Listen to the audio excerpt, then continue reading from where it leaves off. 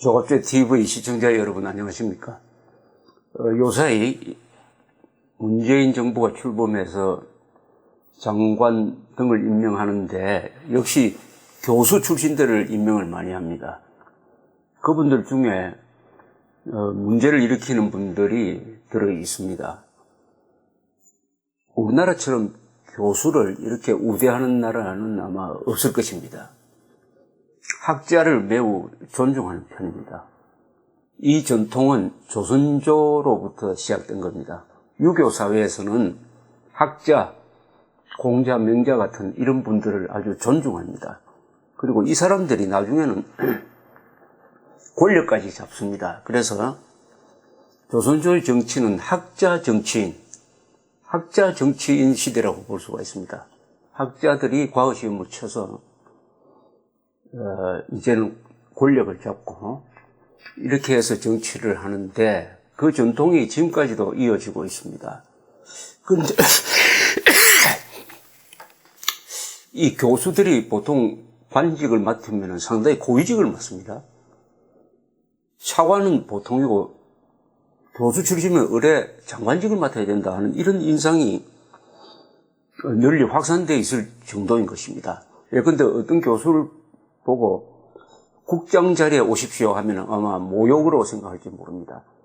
그러나 미국에서는 아주 유명한 교수들도 정부의 국장급 자리에 가서 1, 2년 일하다가 다시 돌아오곤 합니다. 일본에서는 교수를 거의 관직에 채용하지 않습니다. 우리나라에서 이 경험상 보면은 교수가 발탁돼가지고 성공한 비율이 매우 낮습니다. 교수는 관직에 맞지 않습니다. 정치인으로도 맞지 않아요. 왜냐하면 교수의 특성상 그렇습니다. 교수는 이론을 아주 중요시합니다. 또 자존심이 강합니다. 그리고 큰 조직을 운영해 본 경험이 없습니다. 그러나 관직은 특히 고위직 장차관 자리에 올라가면 큰 조직을 운영을 해야 됩니다. 자기 고집을 부려서는 안 됩니다. 이론을 현실에 맞추든지 맞지 않으면 그 이론을 포기를 해야 됩니다. 이런 걸 교수들이 하기가 생리적으로 어려운 것입니다. 그래서 교수를 고위직에 채용하지 않아야 합니다. 그런 분 중에 하나가 지금 문정인 대통령 특보입니다. 특별보좌관이라는 뜻이죠. 문정인 교수입니다. 연세대학 교수입니다. 이분이 이 고위직을 맡아서는 안 될 사람이 아닌가 하는 생각이 듭니다. 그렇게 생각되는 여러 이유 중에 하나가 요사이 여러 가지 논란이 많습니다만은 근데 2011년 7월에 이분이 시사인이라는 잡지에 글을 썼습니다. 글 제목이 천안함 폭침 확신은 형이상학의 영역이다. 이 제목이 참 어렵습니다. 천안함 폭침 확신은 형이상학의 영역이다. 형이상학 해놓고 본문에는 관로하고 종교 이렇게 했습니다. 이걸 가만히 읽어보니까 천안함 폭침이 북한 소행이라는 확신을 가진 사람, 또 확신을 다른 사람한테 강요하는 사람을 아주 비판하고 있습니다. 그 한 구절만 읽겠습니다. 얼마 전 조용환 헌법재판관 후보자에 대한 국회 인사청문회를 보면서 느낀 점, 천안함 폭침에 대해 사실상 확신을 강요하는 자유선진당 박선영 의원과 정부 발표를 신뢰하긴 하지만 확신할 수 없다라는 조용환 후보관의 공방을 두고 자연과학이나 사회과학에서는 절대 진실이 존재할 수 없다고 주장하고 절대 진실을 확신하는 자는 과학자가 아니라 형이상학의 추종자에 불과하다는 논지를 편 칼 포퍼의 시각에 따르면 박선영 의원의 확신은 분명히 형이상학의 영역에 속해 보이는 반면 조용환 후보는 비판적 반정의 태도를 보이고 있다 하겠다. 이 글이 전형적인 학자식 시사 농청입니다. 학자는 원래 쉬운 말도 이렇게 어렵게 합니다. 이렇게 간단하게 이야기하면 되죠. 박선영 의원은 천안함 폭침을 확신하고 있는 사람인데 그 확신을 남한테 강요해야 하는 것은 곤란하다. 이렇게 쓰면 될 텐데 칼 포프 이야기까지 들고 나왔는데 간단하게 이야기하면은 천안함 폭침이 북한 소행인지 아닌지를 모르겠다는 건지 이게 또 이걸 읽어보면은 문정인 씨의 생각은 나와 있지 않습니다. 자기는 천안함 폭침을 북한 소행이라고 확신하는지 또는 안 하는지 밝히지 않고 다만 천안함 폭침을 확신하느냐 북한 소행임을 확신하느냐고 묻는 박선영 당시 자유선진당 의원을 비판을 하고 있는 것입니다. 뭘 그렇게 복잡하게 생각합니까? 천안함 폭침은 북한 소행 아닙니까? 천안함 폭침 확신이 왜 형이상학입니까? 왜 종교 영역입니까? 이것은 현실이고 사실이고 모든 증거가 나왔고 천안함 폭침을 시킨 바로 그 의뢰를 우리 해군이 찾았고 거기에 1번이라는 한글이 쓰여져 있지 않습니까?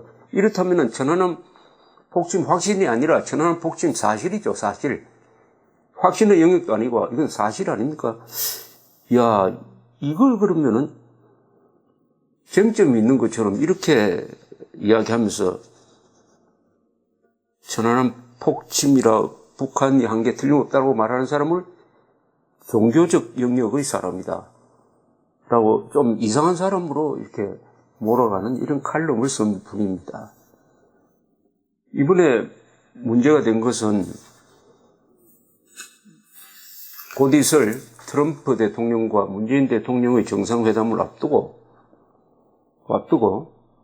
문재인 씨가 워싱턴을 방문해가지고 그 연구소에서 공개된 장소에서 이야기를 하기를 북한이 앞으로 핵미사일 활동, 아마 그것은 실험을 이야기하는 것 같습니다만 핵 실험, 미사일 실험을 더 하지 않는다면은 한미연합훈련을 축소하고 전략자산의 한반도 전개도 축소하는 방향으로 미국과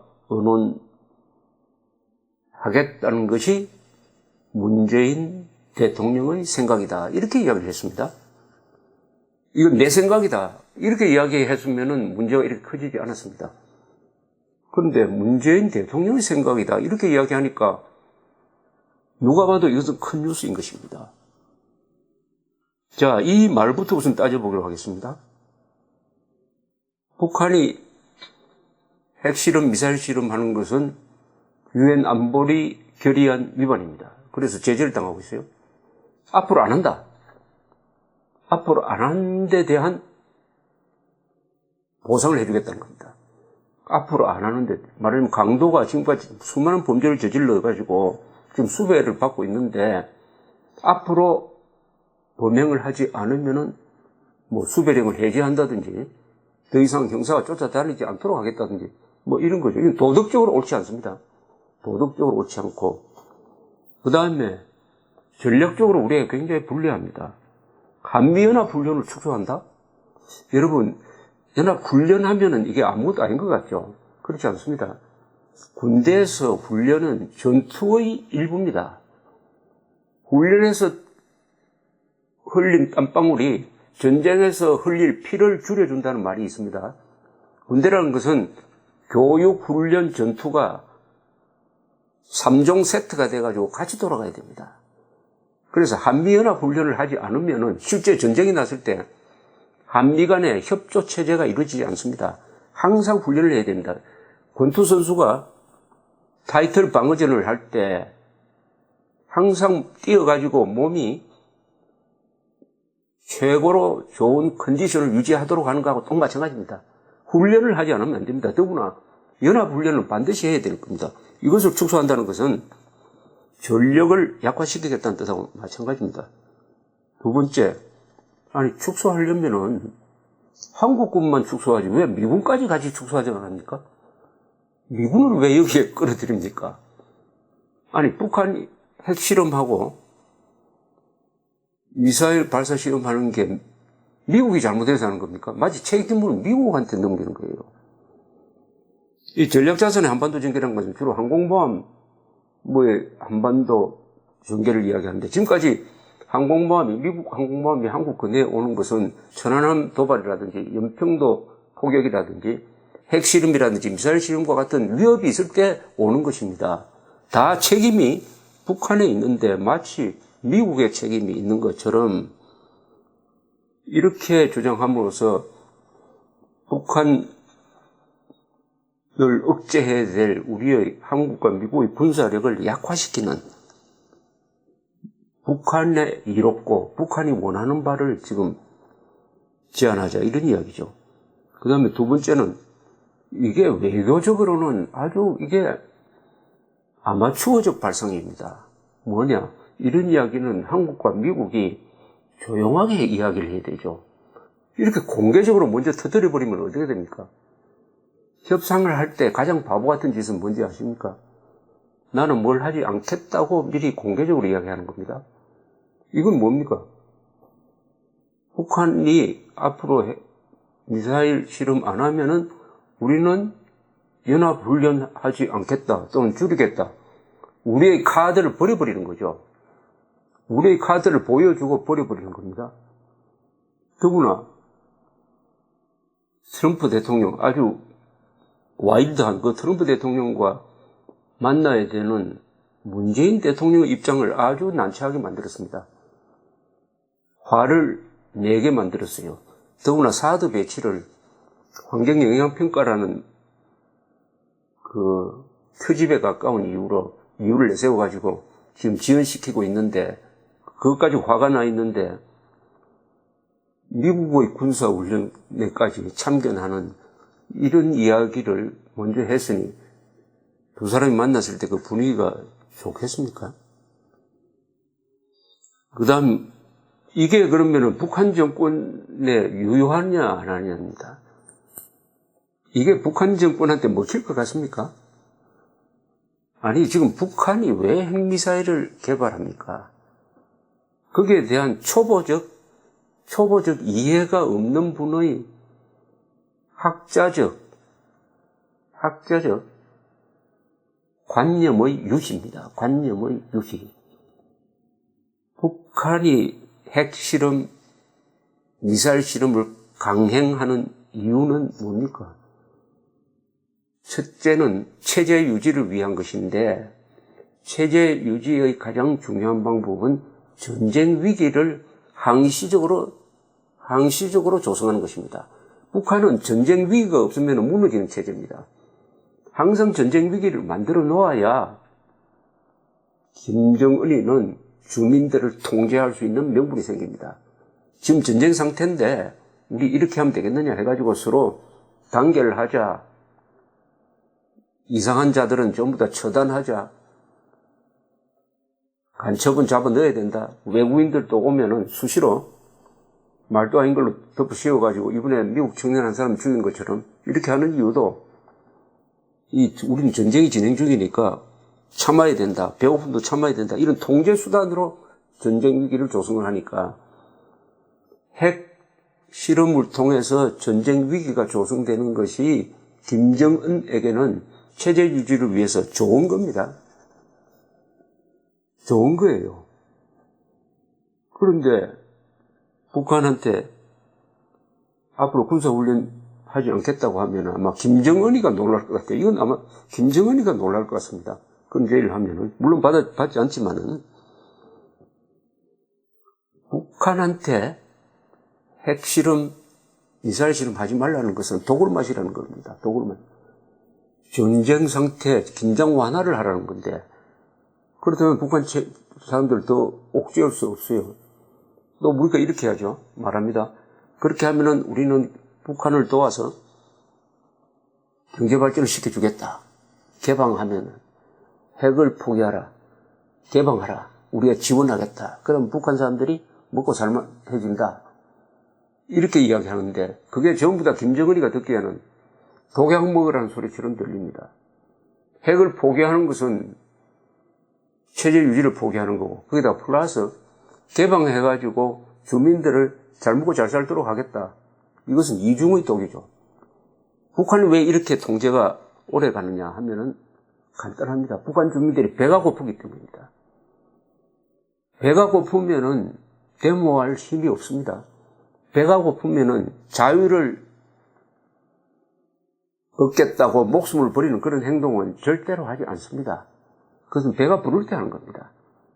김정은이가 그걸 잘 알아요. 두 가지입니다. 하나는 전쟁 상태를 유지를 해가지고 통제를 강화하고, 하나는 북한 주민들을 배고프게 만들어 놓고 통제하는 겁니다. 그런데 북한한테 우리 핵 미사일 실험 안 하면은 우리 훈련 줄이겠다, 이렇게 한다고 해서 북한이 이걸 받겠습니까? 그러니까 이건 아무 쓸모가 없는 제안입니다. 쓸모가 없는 제안이에요. 또 그렇게 해서도 안 되죠. 그러면은 이미 북한은 핵폭탄 수십 발을 만들어 놓았다고 보는데 갖다 붙이기만 하면 되는데, 그건 그러면 안 없애도 됩니까? 정확한 북한 인식이라면은 지금 한국의 현실을 정확하게 알아야 되는데, 정확하게 아는 방법은 뭐냐?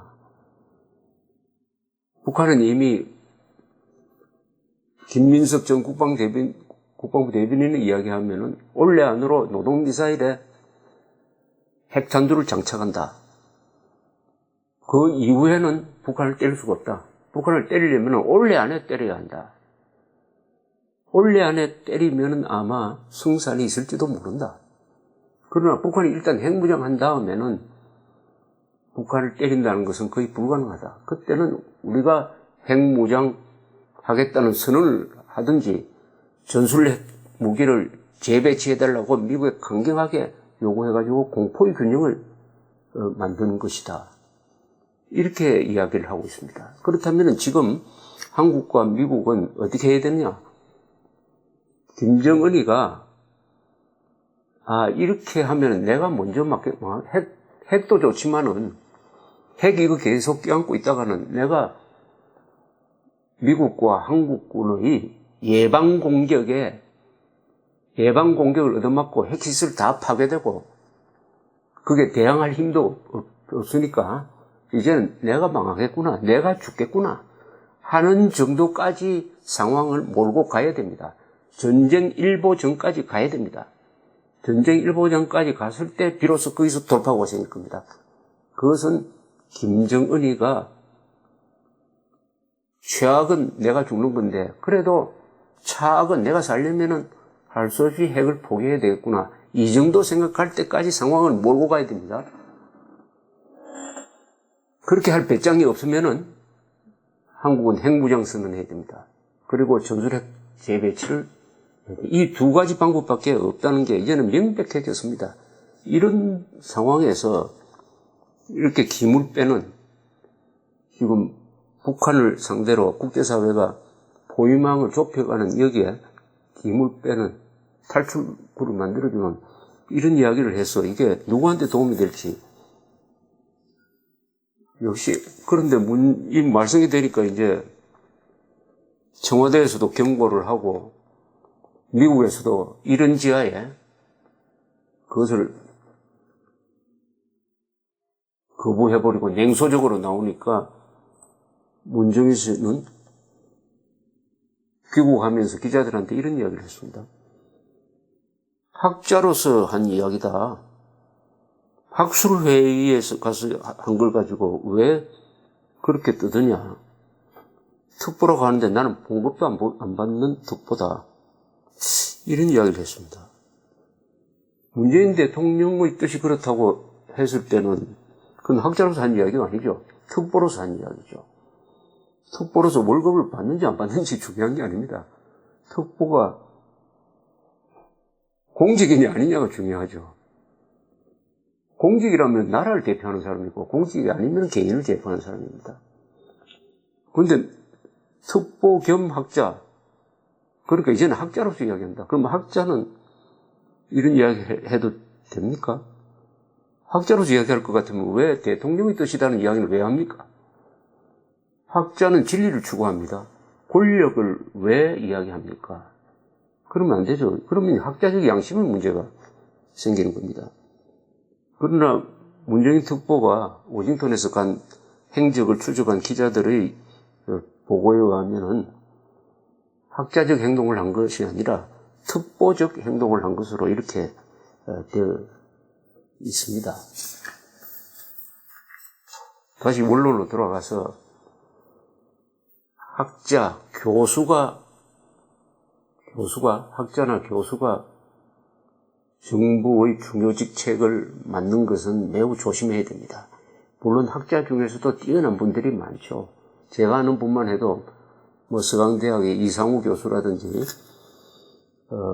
이명박 대통령 때 전략 비서관을 했던 김태효 교수, 그들로 올라가면 남덕우 교수, 총리, 부총리를 하셨던 그런 분들은 교수이면서 또 성공한 관료였습니다.